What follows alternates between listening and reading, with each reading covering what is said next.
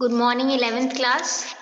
We are on chapter number 6 of geography, that is soils. हमने इसमें soils का introduction कर लिया है और factors responsible for its composition and then the various layers जिसमें हमने horizon A, B and C कर लिया था. क्लासिफिकेशन ऑफ सॉइल कर ली थी ऑन वेरियस बेसिस और ऑब्वियसली अकॉर्डिंग टू टाइम्स की एंशिएंट टाइम में क्या था, बाद में क्या हुआ, एंड देन सिमिलरली कैसे जो कैटेगराइजेशन है उसको हमने कंपेयर किया according to international categorisation as well. Then we moved on with the classification which is most acceptable by us and which we have already studied in our junior classes as well. So when we started with this classification, we have already done the alluvial soil, black soil, red and yellow soil and laterite soil.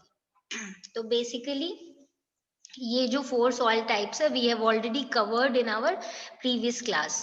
Now we will be moving on the next classification of soil and that is arid soil. Now arid soil by its name only अपने को ये चीज clear है कि generally ये जो soil है ये कैसी होती है, अपनी डेजर्ट एरिया में जो होती है सैंडी टाइप ऑफ सॉइल वो वाली होती है. ओके, एंड बेसिकली जो एरिड सॉइल है this ranges from around, colour की बात करें तो red to brown in colour होती है, sandy in structure and saline in nature. Saline in nature का क्या मतलब है, सॉल्ट कंटेंट जो है इन सॉइल में कंपैरेटिवली ज्यादा होता है. ठीक है, इन सम एरिया सॉइल जो सॉल्ट कंटेंट है वो इतना ज्यादा होता है कि इससे बहुत बार क्या होता है, जो सलाइन वाटर होता है उससे सॉल्ट, कॉमन सॉल्ट जो हम यूज करते हैं वो भी ऑब्टेन किया जाता है by evaporating the saline water. So if you remember कि राजस्थान में जो अपनी सॉल्ट वाटर लेक है Sambhar lake, that is also salt water lake. का क्या मतलब है, बेसिकली सॉल्ट कंटेंट बहुत ज्यादा है. तो वैसे बहुत सारे एरियाज जो है जहाँ पे जो सॉल्ट का कंटेंट है वो ज्यादा होता है, सो बहुत बार क्या करते हैं वहां के सलाइन वाटर को इवेपोरेट करके वहां से कॉमन सॉल्ट भी ऑब्टेन किया जाता है. ओके, सो नाउ बिकॉज अगर हम क्लाइमेट की बात करें तो because the climate is dry, temperature is high, इसके कारण क्या होता है, इवेपोरेशन जो है उसकी स्पीड फास्ट हो जाती है. So I think this is something that we can easily understand कि देखो, एक तो क्योंकि क्लाइमेट ड्राई है, मॉइस्चर कंटेंट नहीं है ज्यादा एयर में और टेम्परेचर हाई होता है, बहुत गर्मी होती है, जिसके कारण क्या हो जाता है, इवेपोरेशन ज्यादा हो जाता है. तो जब इवेपोरेशन ज्यादा होगा तो ऑब्वियसली ये this type of soil lacks moisture and humus content as well. Humus भी इसमें डेवलप नहीं हो पाता है. ओके, इसके अलावा अगर हम बात करें रिगार्डिंग इट्स न्यूट्रिएंट कंटेंट, तो इस टाइप ऑफ सॉइल में नाइट्रोजन जो है वो इनसफिशिएंट होता है. दैट मीन्स नाइट्रोजन जो है वो एम्पल अमाउंट में प्रेजेंट नहीं होता है इस सॉइल टाइप में. और जो फॉस्फेट का कंटेंट है that is normal, comparatively phosphate का कंटेंट होता है. ओके, अगर हम देखें ये जो सॉइल्स हैं इनके लोअर होराइजन्स में अगर हम देखें तो इनमें क्या होता है, कंकर, कंकर के लेयर्स होते हैं. कंकर वी हैव ऑलरेडी स्टडीड कि बेसिकली क्या होता है, जैसे कि जो residual rolled up nodule of calcium carbonate जैसे होते हैं, छोटे छोटे यू कैन से small stones, payable kind of thing, और बेसिकली ये किस चीज से बने होते हैं, कैल्शियम कार्बोनेट से. ओके, तो लोअर होराइजन जो है सॉइल के इसमें होते हैं कंकर. ठीक है, क्योंकि ऑब्वियसली यहाँ पे लोअर लेयर्स में कैल्शियम कंटेंट जो है वो ज्यादा होता है यहाँ पे. अब इससे क्या होता है, इस कैरेक्टरिस्टिक के कारण व्हाट इज द रिजल्ट, जो द कंकर layer formation in the bottom Horizons restricts the infiltration of water, and as such when irrigation is made available the soil moisture is readily available for sustainable plant growth. क्या मतलब है इसका कि क्योंकि lower Horizons में क्या होता है, कंकर की लेयर होती है जो वाटर को और डीप सिंक इन नहीं होने देती, उसको और अंदर इनफिल्टर नहीं होने देती।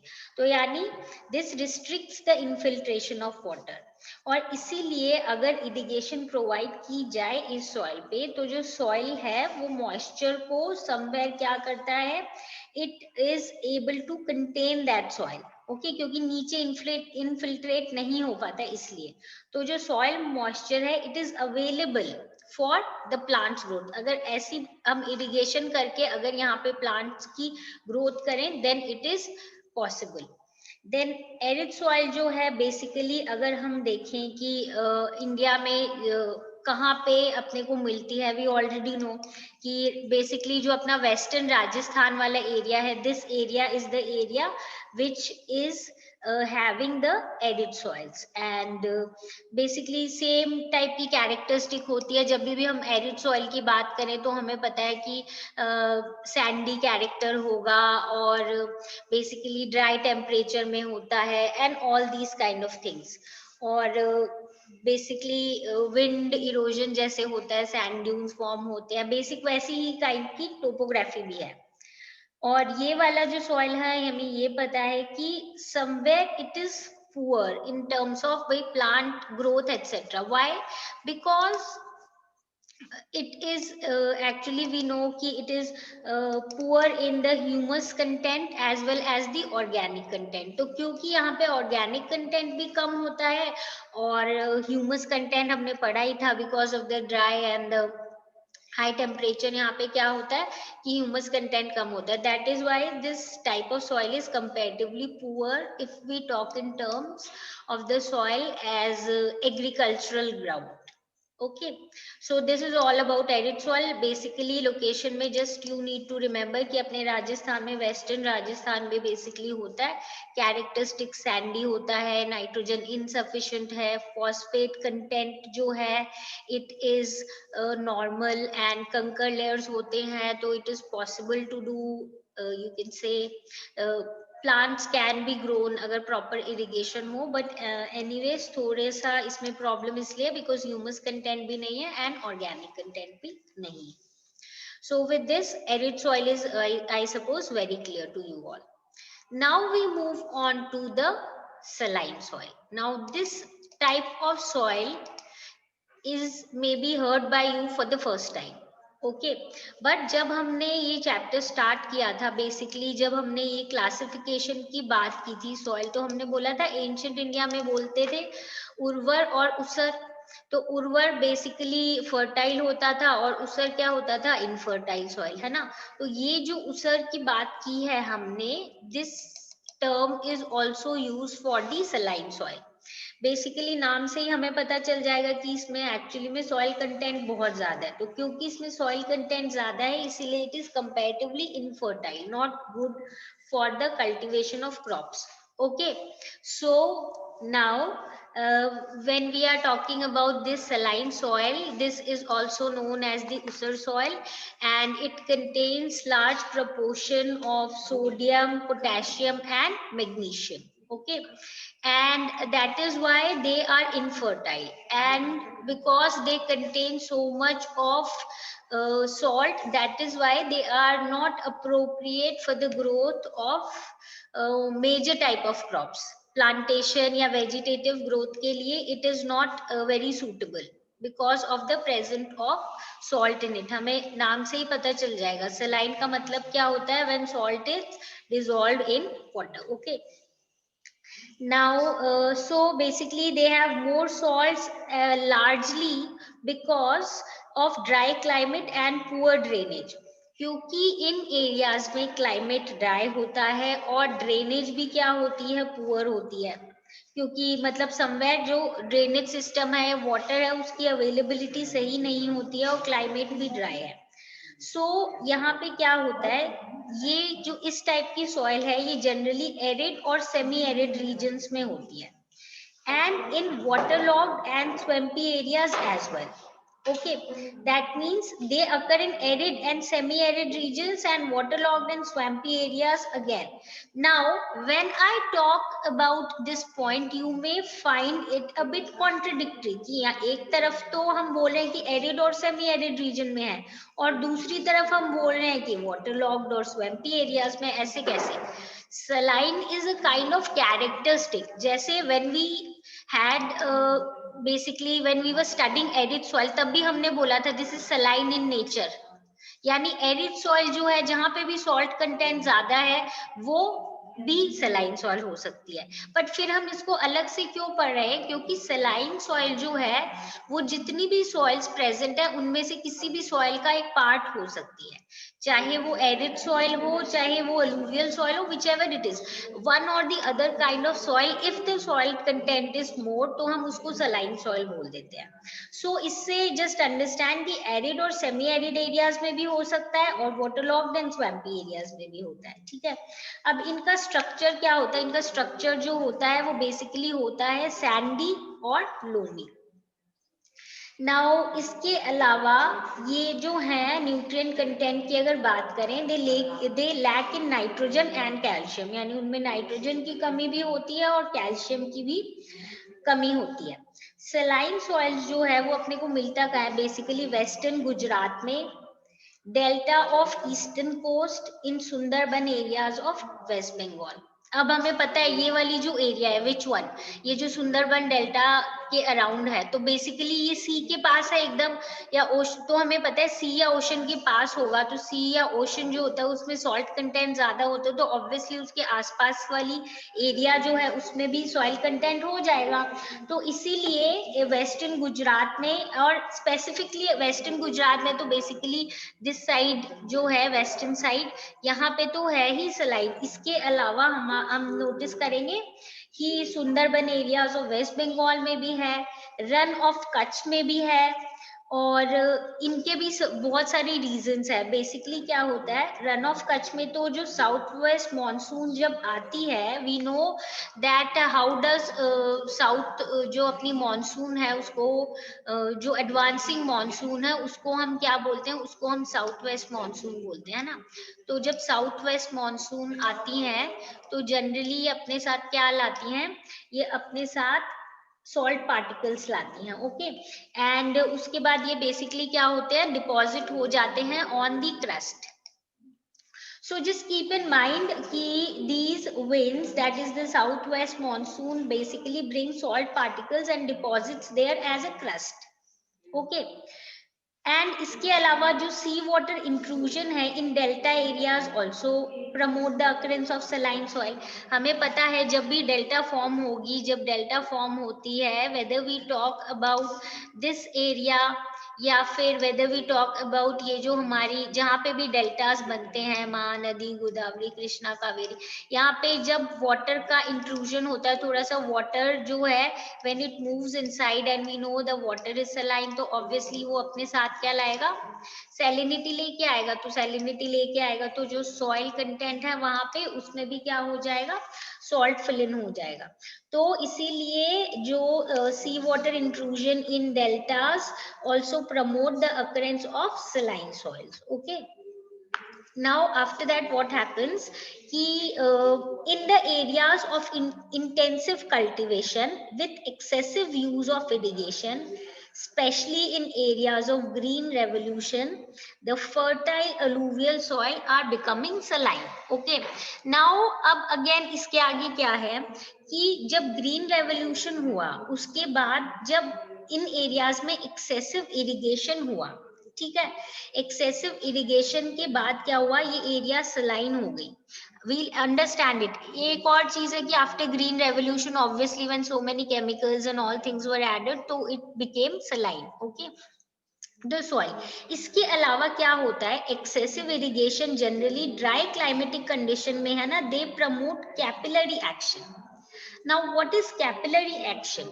कैपिलरी एक्शन क्या होता है? जब हम इरिगेशन के लिए नीचे से ट्यूबवेल्स और बाकी चीजों के थ्रू बहुत सारा वाटर पंप अप करते हैं ना, तो बिकॉज नीचे वाली जो लेयर्स है उनमें सॉइल होते हैं, उसमें सॉल्ट भी होता है, तो उनके साथ क्या होता है, वाटर के साथ सॉल्ट भी आ जाता है। जब वाटर के साथ सॉल्ट आ जाता है तो वाटर तो यूज हो जाता है, पर जो सॉल्ट है वो डिपॉजिट हो जाता है on the top layer of the soil. तो जब सॉल्ट डिपॉजिट हो गया top layer of the soil, तो सॉइल क्या बन गया? सलाइन बन गया। तो obviously in such areas, specially in Punjab and Haryana, अब फार्मर्स को ये एडवाइस किया गया है कि बिकॉज यहाँ के सॉइल में सैलिनिटी बहुत बढ़ गई है, तो जो बेसिकली सॉइल है वो कंपैरेटिवली इनफर्टाइल हो रही है, क्रॉप्स ग्रो करना मुश्किल हो रहा है, और इतना ज्यादा प्रोडक्शन नहीं हो रहा। तो उस चीज को सॉल्व करने के लिए अब फार्मर्स को ये एडवाइस किया जा रहा है कि आप यहाँ पे जिप्सम ऐड करो। Now what is gypsum? Gypsum is basically soft sulphate mineral composed of calcium sulphate dehydrate.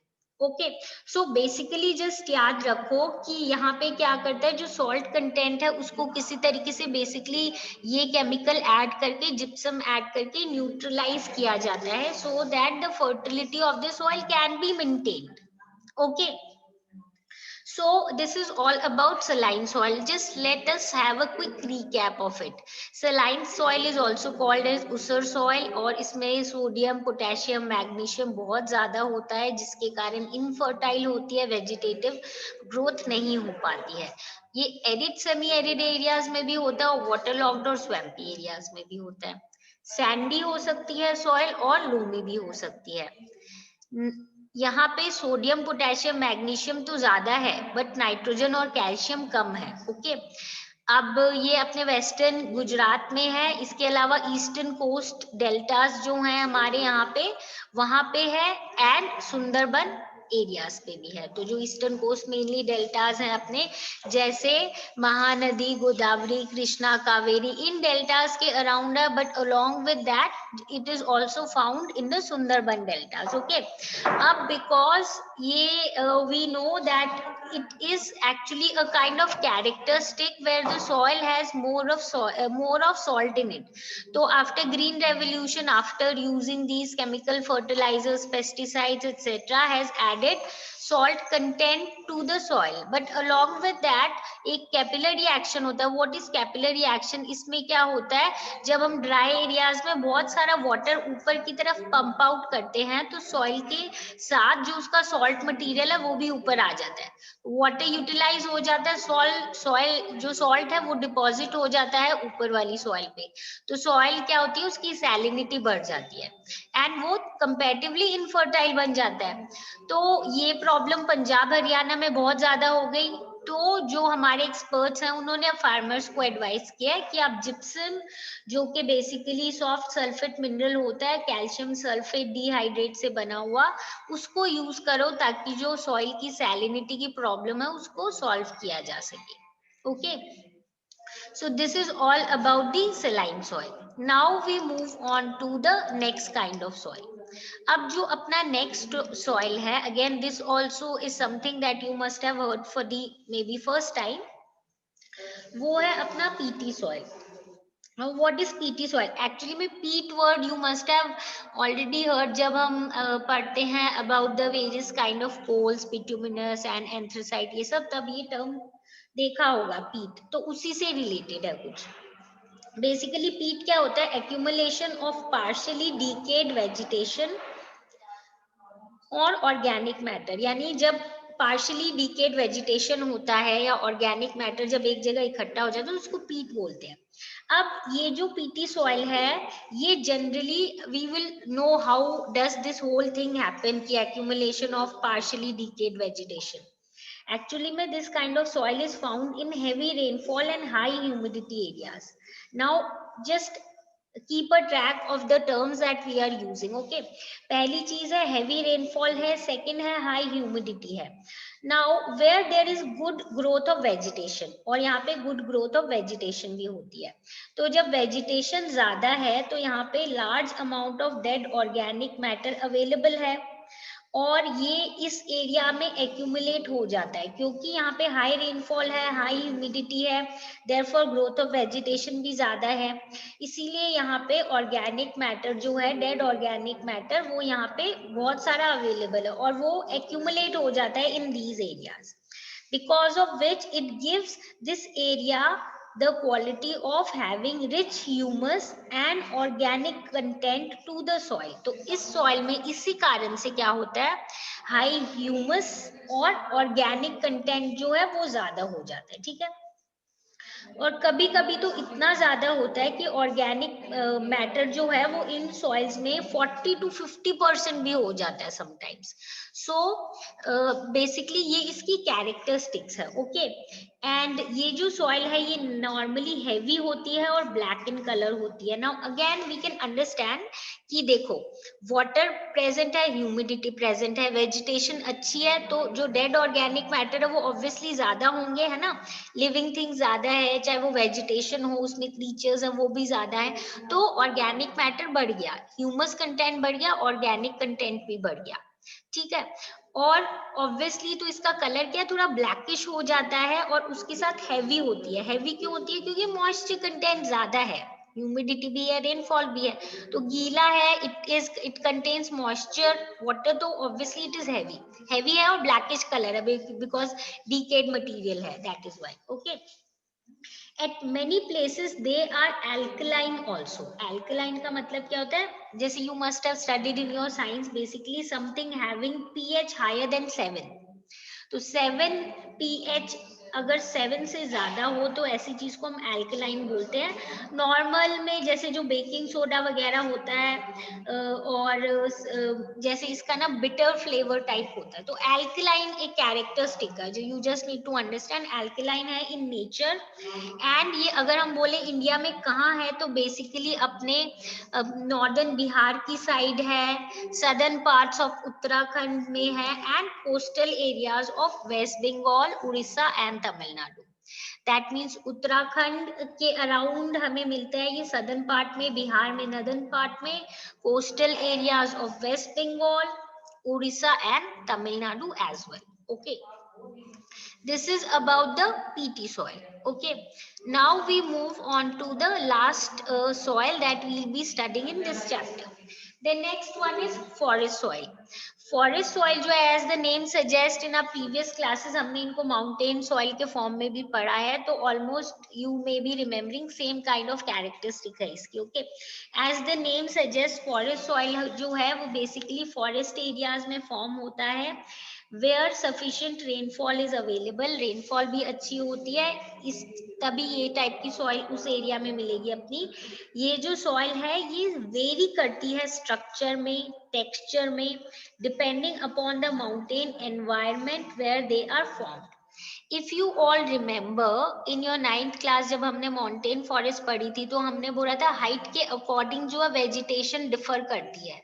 Vegetation क्यों डिफर करती है, क्योंकि सॉइल टाइप डिफर करेगा, और ऑब्वियसली वो वेजिटेशन उसी टाइप से उसको भी हेल्प करेगी, मतलब वेजिटेशन जैसी होगी वैसा ही उस पे वो dead organic matter, humus content develop होगा। ओके, सो हमने पढ़ा था इन आवर 9th क्लास की 1500 किलोमीटर्स के बाद ऐसे होता है, और somewhere after may be 3600 kilometre के बाद ऐसे होता है, सबसे ऊपर अल्पाइन, देन उसके ऊपर और ग्रासलैंड्स होते हैं। This is what we have already done in our 9th class। just keep that at in your background, and you know कि जो soil type है इसलिए वो vary करती है structure में, texture में, depending upon the mountain environment and where they are formed।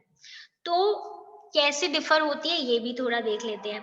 They are loamy and silty on the valley sides and coarse grain in the upper slopes. अब क्या होता है, वी नो कि जो चीज फाइन होगी बहुत, बिकॉज स्लोपी एरियाज में, माउंटेन में, तो वो क्या होती है, कंपेरेटिवली नीचे की साइड आ जाती है। तो जो वैली साइड्स है वहां पे हमारी टाइप ऑफ सॉइल होती है लोमी और सिल्टी, और जो अपर स्लोप्स है वहां पे जो कंपैरेटिवली कोर्स थोड़ी रफ वाली जो सॉइल टाइप है वो ऊपर रह जाती है. Okay, so you just need to remember loamy and salt and silty type of soil is found on the valley sides, whereas coarse grain जो है वो अपर स्लोप्स पे मिलती है. Okay, now, in the snow-bound areas of Himalayas, they experience denudation and are acidic with low humus content. Okay, the soils found in lower valleys are fertile. Now, हमें पता है denudation क्या होता है? Basically, wearing away of earth surface by moving water, है ना? यानी surface का ऊपर का somewhat जो layer है वो हट जाना. जिस इससे क्या होता है? Basically, जो एलिवेशन है या रिलीफ चेंज हो जाता है, एलिवेशन थोड़ा रिड्यूस हो जाता है. Okay, basically wearing away of earth surface by moving water और any other like agent of nature whatever it is. ठीक है, तो जो स्नो बाउंड एरियाज है वहां पे क्या है, डेन्यूडेशन बहुत होता है और ये वाली एरियाज जो है ये एसिडिक होती हैं और इनमें लो ह्यूमस कंटेंट होता है, because obviously snow field areas तो कंपेरेटिवली वेजिटेशन कम होगी और डेन्यूडेशन भी हो रहा है तो ह्यूमस कंटेंट जो है वो बहुत कम होता है.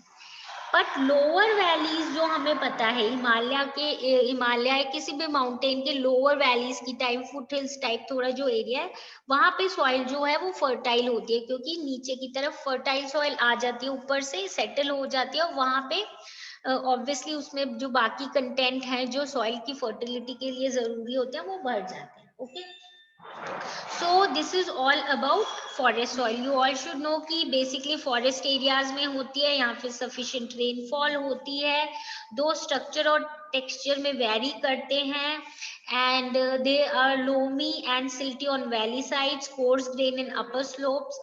Snow bound area जो है वहाँ denudation होता है इसीलिए वो acidic होती है, low humus content होता है वहाँ पे, whereas जो lower valleys है वो fertile होती है. Okay, now when we have completed all the forest all the kind of soils with the forest soils, अपने को यहाँ पे जितना भी हमने डिस्कस किया है हमें पता है कि जो सॉइल का टेक्सचर है, क्वालिटी है, नेचर है, वो सब बहुत ज्यादा जरूरी होता है. किस चीज के लिए? किसी भी प्लांट के ग्रोथ के लिए, उसके जर्मिनेशन के लिए और बेसिकली किसी भी वेजिटेशन के लिए, चाहे वो क्रॉप्स हो, चाहे वो फाइबर से रिलेटेड क्रॉप्स हो, whatever it is. So we know texture, quality, nature सब जरूरी है for plants growth and depending upon these qualities only हम अलग अलग टाइप के क्रॉप्स उगाते हैं डिफरेंट सॉइल्स पे. Okay, and so that means soil is really important and all the characteristics everything is important on if we talk in terms of the type of soil और उसके basis पे ही क्या होता है plants grow करते हैं या type of crops हम grow करते हैं. okay, now ऐसा भी बोला जाता है कि soil is a living system. why do we say that soil are living system? Because like any other organism वो develop होते हैं, वो डीके होते हैं, मतलब स्टार्ट होता है बनना धीरे धीरे, कैसे इनिशियल स्टार्ट होते हैं फिर कंप्लीट बनते हैं, उसके बाद फाइनली डीके होते हैं या डीग्रेड होते हैं. और सपोज अगर डीग्रेडेड है तो उसमें अगर प्रॉपर ट्रीटमेंट लगाया, जैसे सलाइन सॉइल में जिप्सम लगाया या जहाँ पे इरिगेशन चाहिए वहां इरिगेशन दिया, तो वो उसको प्रॉपरली रिस्पॉन्ड करते हैं. ओके, दैट मीन्स कि जैसे हम जो प्रॉपर ट्रीटमेंट हो अगर करेक्ट टाइम पे हो तो उसको रिस्पॉन्ड करते हैं. That means we can somehow से that they are also living systems and they respond to things and they have different phases of their formation and decay as well. Okay, so that means it is considered, obviously we can consider it as a living system. Then again ये हमें अभी तक हमें ये भी समझ आ गया है कि जो भी सॉइल है उसके ऊपर जो वेजिटेशन है या उसकी जो एनवायरनमेंट है उसका असर सॉइल पे पड़ता है और सॉइल का असर उन चीजों पे पड़ता है. Okay, that means there are serious repercussions. का क्या मतलब होता है? इफेक्ट जो है चाहे वो बेसिकली अनप्लेजेंट इफेक्ट भी हो या रिजल्ट ऑफ समथिंग. तो इसका दूसरे कंपोनेंट्स पे इफेक्ट पड़ता है और दूसरे कंपोनेंट्स का भी इस पे इफेक्ट पड़ता है। अगर अच्छे से नेचुरल वेजिटेशन है तो soil slowly and gradually fertile वापस हो जाएगी। अगर सॉइल फर्टाइल नहीं है तो वेजिटेशन नहीं आएगी। तो एक का खराब होने का असर दूसरे पे भी पड़ता है, उसी तरीके से एक के अच्छे होने का असर भी दूसरे के ऊपर पड़ता है। So by this we understand that soil is very important and soil has lot of characteristics and nobody can deny कि कितनी importance है इसकी और कितना इफेक्ट होता है नॉट ओनली सॉइल का नेचुरल एनवायरनमेंट पे पर नेचुरल एनवायरनमेंट का भी सॉइल पे। Okay, so with this we complete the different types of soil. Now we are left with the topic of soil degradation, soil erosion and soil conservation, because this is actually, अब हमें जब soil का base पता चल गया, हमें सब पता चल गया कि कैसे इंपॉर्टेंट है हमारे लिए एग्जिस्टेंस के लिए एवरी ऑर्गेनिजम्स लिविंग नॉन मतलब लिविंग, वेदर ह्यूमन बीइंग्स और whether the other creatures plants हो या और दूसरे ऑर्गेनिजम्स हो and human beings, all of them, all the living creatures depend on it. Okay, so but we people have actually somehow caused lot of problem for the soil that is present on our earth's crust. So one of the main things that we'll be studying and that we need to study soil degradation and soil erosion, and then what is to be done to conserve this soil, and what are the steps that the government has taken, and what are the steps that we should take so that soil conservation is basically we are able to support and we are able to fulfill the aim of soil conservation. Okay, so that is what we will be doing in our next class. I suppose this much is clear to you all. If you have any doubt relating to the topic that we have covered in, or whether you are confused, or if you have doubt in any of the type of soil, come back with your problems and your problems will be solved. So with this, we wind up today's class. Now meet you all in the next class.